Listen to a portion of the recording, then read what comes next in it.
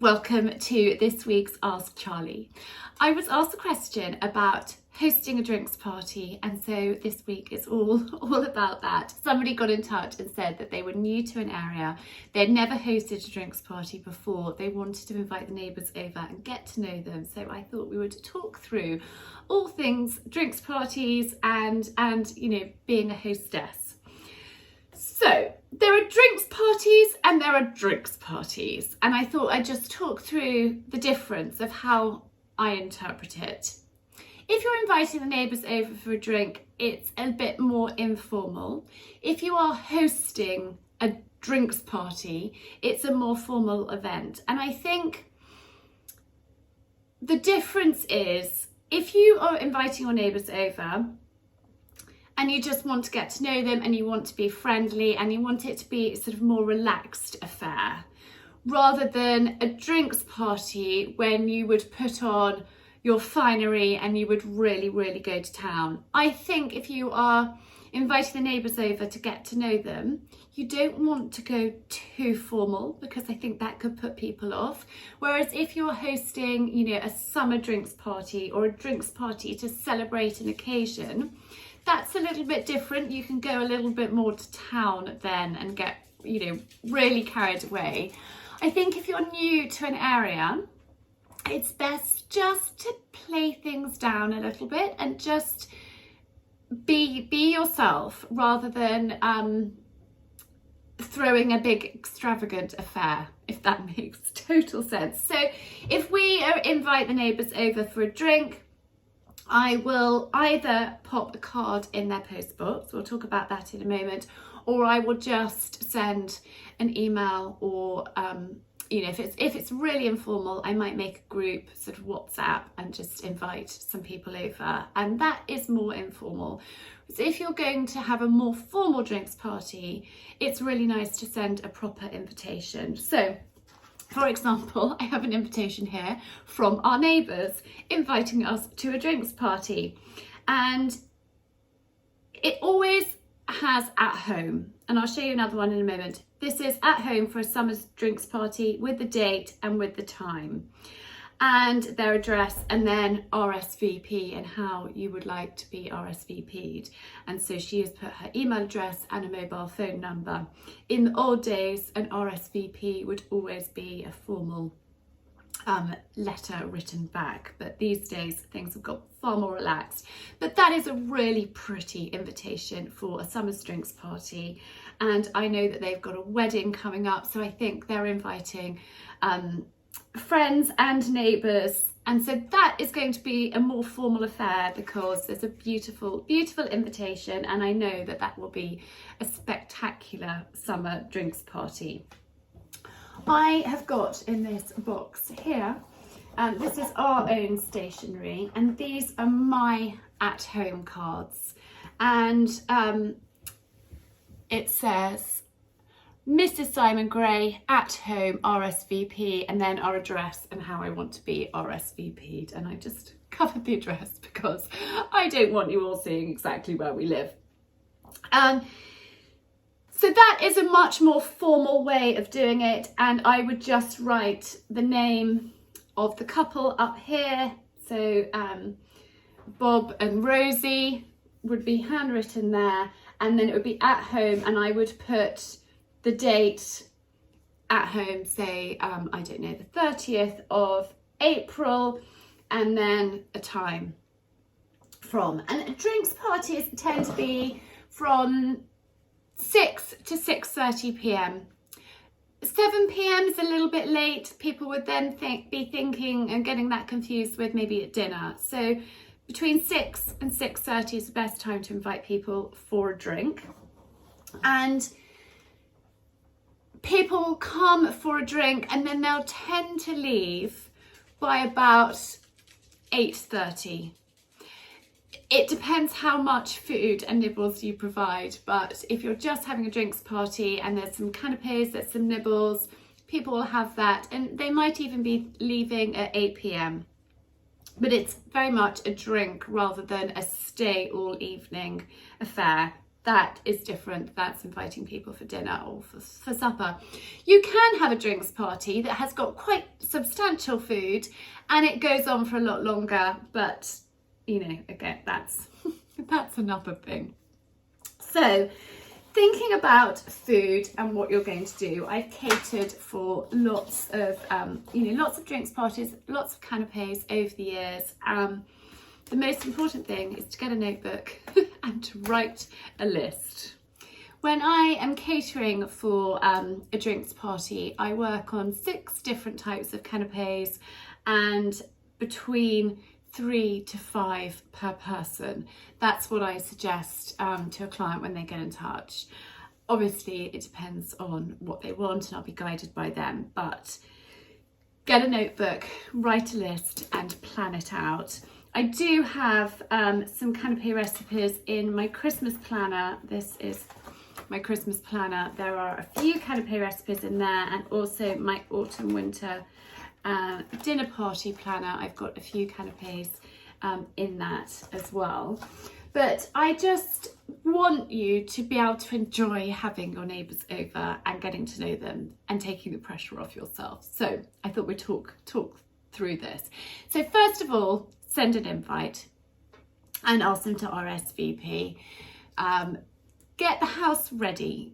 But you know, if you've just moved in, it's not going to be perfect, but make sure that it's sort of tidy, clean, and you have got some flowers around the place and it's looking pretty. So make a little bit of an effort. That's the first thing, get the house ready. Obviously you have written your list of who you're inviting and then, you know, tick off when they've replied as well, because I find with WhatsApps and text messages and emails, you can easily lose track of who you've invited. So tick that off, have a list for that, have a list for food, get the house ready, put some flowers around and then just plan what you're going to do food-wise. I suggest not going overboard. If you're doing, you know, a really formal event and you're doing lots of canapes are hard work. It's a big effort. So we're going to talk through and I'm going to share with you some various little things that you can just kind of knock up. But make sure that the house is ready, that there's some flowers around the place, fresh flowers, just, you know, even if it's just things that you've picked from the garden, make a big difference. And get the house ready, you know, day or so before, so on the day you're not stressed out trying to clean and tidy and put things away and do everything all at once. Make sure you've got your food in advance so you know exactly what you're doing, and have your list and make sure that you allow extra time.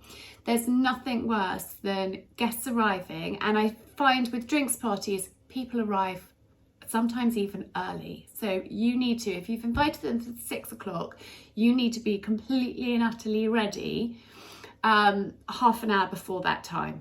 Completely ready, even 45 minutes before, so you're not under pressure and you can just tinker, make sure that everything's fine. There is nothing worse than being upstairs in the bathroom, getting changed, and there's a knock at the door and you haven't finished the food and there's washing up in the sink and things are a mess. So allow yourself extra time.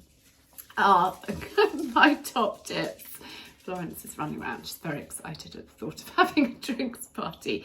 Anyway, I think we should get on to food now. So I am going to get some bits out and we will start creating some lovely nibbles. A few things to make life easier when you've got people coming over for nibbles, for canapes, are things like these. So these are actually sweet ones, but you can get savoury ones as well, and they're just ready to fill, which makes life so much easier than making your own. Waitrose do these, Marks and Spencer's do them. I also love the Rams, and I don't have any. I have a photo which I will share with you. They look like that. Those ones have been in the oven. I got ones that haven't been in the oven. I think I have in here. Let me see. Yes, those are some beef ones. They're the Rams little cups, and you can put them in the oven. So there I've got mini quiches And there I've just got, there's a sweet chili sauce with creme fraiche and some beef.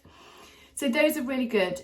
Using the Rams cases, they do go soggy in the bottom. So if you were to make them in advance, you've got to be really careful that you don't get soggy bottoms. So you could put a lettuce leaf between the bottom of the case, and say if you were doing little prawn cups, you would have your little cup, put a lettuce leaf in the bottom and then put the prawns on top, and that way you won't get a soggy bottom.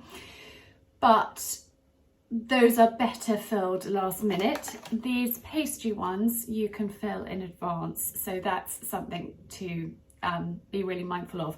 I don't have the savoury ones here today, I have just got sweet ones. But if you are doing savoury, then make sure you use a savoury tart case rather than a sweet tart case with something savoury. It doesn't work, it's completely wrong, so don't do that. I am going to do it today just to show you and give you an example, but don't do it yourself. Make sure that if it's savoury, savoury, sweet, sweet, but I couldn't get my hands on any of these last minute, so that's why I'm doing that. Then these, something like this is excellent for putting things on, and again, these don't go soggy, so you can do them ahead of time, and they're, you know, just a great store cupboard thing to have. You know, if you've got friends coming over, you can just whip up a plate of nibbles really, really quickly using something like this. Then let's also talk about size of nibbles. See, I could talk about this for hours and hours and hours, but I don't want this how-to video to be too long for you all. But you don't want, if you're standing and you have got a glass in your hand and you're having a drink of something and you take a nibble, you don't want to have too many bites out of that nibble and be juggling things. So I prefer to have one bite, possibly two. So you could possibly bite into that and then have the second bite. That would be a little bit big to put in your mouth in one go. These you possibly could pop in one go, but you don't want to be having more than 2 bites of something. You don't want to be standing there. You know, a drinks party is a social thing. You're talking, you're eating, you're interacting. So standing there with something in your hand actually makes you feel really awkward. So just be mindful of the size of your nibbles. I think that's quite important. I have got some mackerel pate in a little dish here, and I'm just going to add in some soft cream cheese into there and just give them a mix together. And I just find that lightens the mackerel pate. It's a little bit more delicate, it's not too overpowering, and it works really well on these bits of toast. So have a taste, check the seasoning. I'm actually going to add in a little squeeze of lemon juice.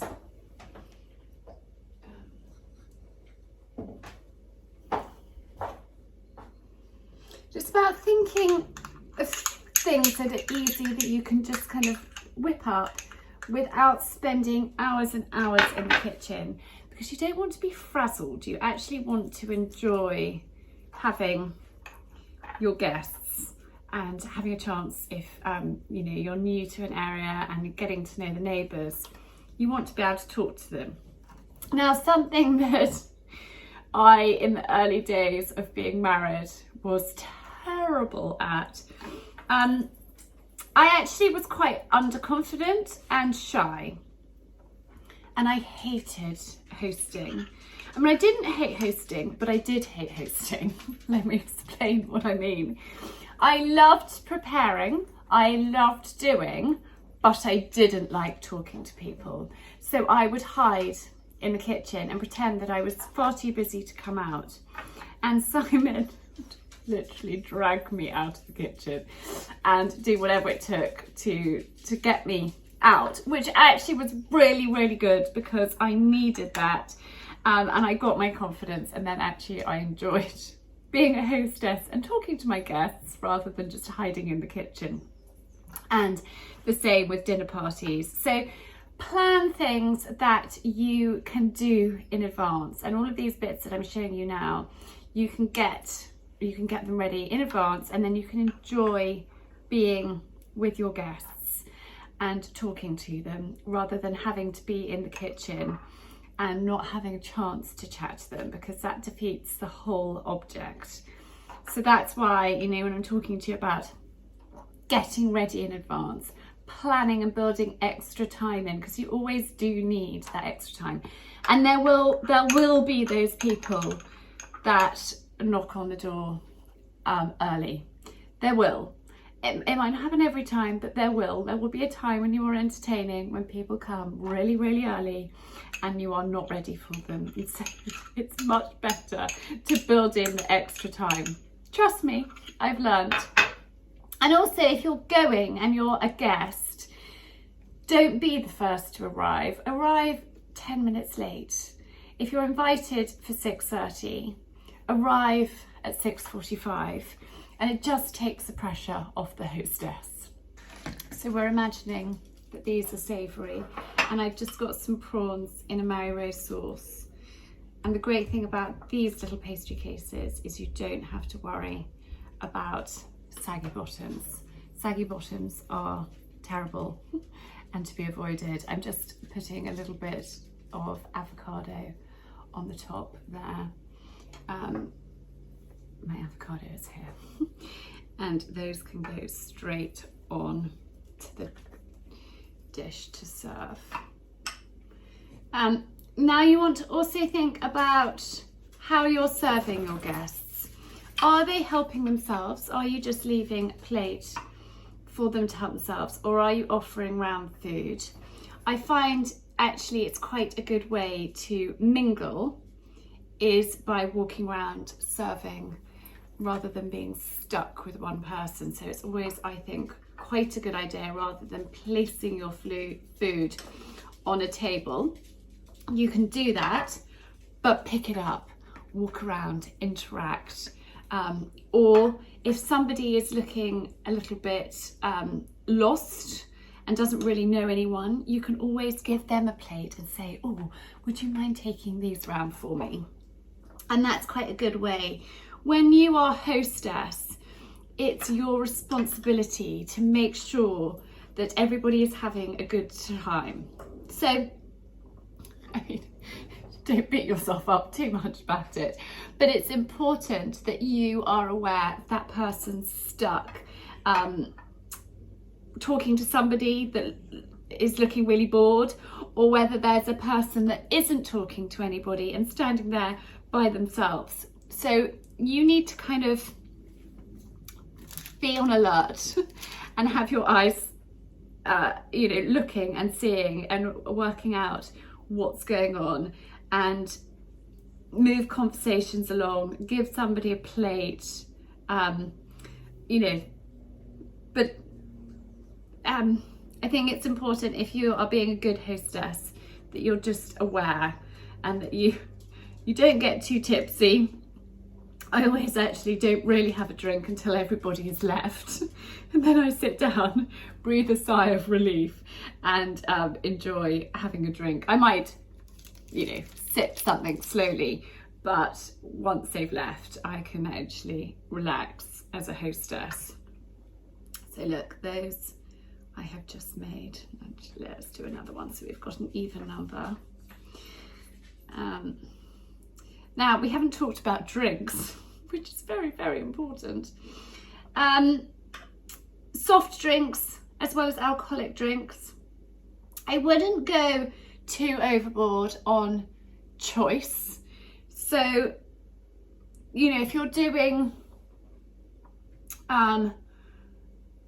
okay, this is what I would do.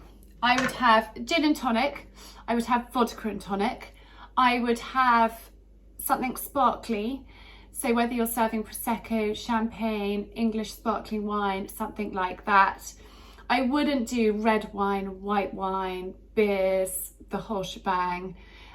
There might be people actually thinking about it that do want to have some beers, so maybe have some in the fridge. I would do a soft drink, so I often serve elderflower cordial or a homemade cordial with sparkling water, something like that, and you can have a jug made up of that and you can make it look really pretty. You can put, you know, some, I don't know, berries in it or slices of lemon or what have you. So just, you know, have a think about drinks, but I wouldn't offer beers and wines and everything. Just choose what you like, what you enjoy, but really important to have some non-alcoholic drinks as well. On my little mackerel toast, I'm just going to put some pea shoots and just a little bit of greenery. Those little finishing touches that make a world of difference. So just pop a few little leaves to decorate them.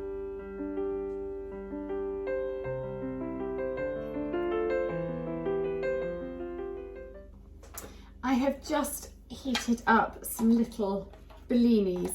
Now you can make your own and you can actually do them in advance and you can freeze them or you can cheat and buy shop bought, whichever is easiest for you. I think it's nicer if they have been warmed up.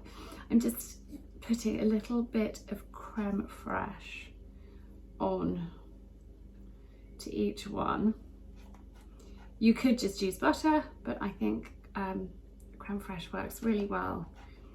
And you can spice it up a little bit and add things to it or keep it plain and simple. So here are my nibbles. I have just added a few leaves, some black pepper and a few little bits of lemon on there just to make the plate look a little bit more interesting. We're saying it's those finishing touches, but they do make a big difference. And actually with these little prawn cups, I'm going to add a tiny little pinch of paprika. I'm going to go and get that now.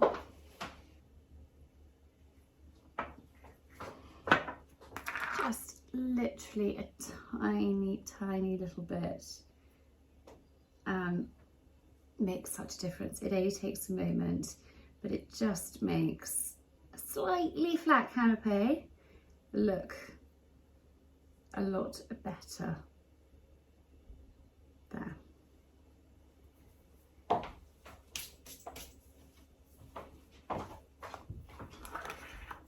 So we've got our prawn cups and our mackerel pâté toasts, and then I've just put some crudité on here for people just to help themselves. Something kind of just really easy.